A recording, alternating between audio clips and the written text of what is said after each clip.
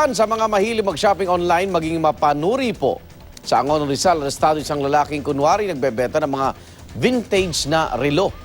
Pero kapag nabayaran na, hindi na siya nagpaparamdam.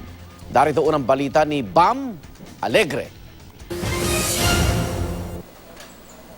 Kahit pa dalawang pangalan ang ginagamit ng 20 anyos na suspect na ito sa kanyang online scam, natuntun pa rin siya ng PNP Anti-Cybercrime Office sa isang entrapment operation.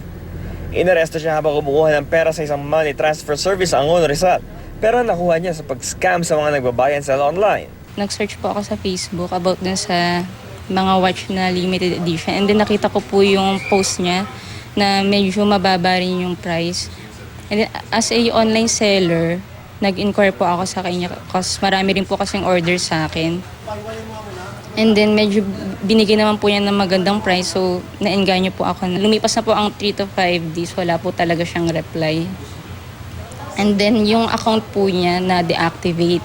So I decided na hayaan muna. And then after mga ilang days po, naging active na naman po siya ulit. 16,000 pesos ang na-depositong pera ni Isabel at laking dismaya niya na hindi na nagpaparamdam ang suspect. Sa pag-iimbestiga ng biktima, natuntun nila ang pagkakakilanlan ng suspect at ang karaniwang lugar kung saan siya kumukubra ng pera. Dito na siya na-corner ng mga otoridad. The case that we will file is Article 315 of the Revised Penal Code. Ito yung estafa. The penalty will be 12 years to 20 years.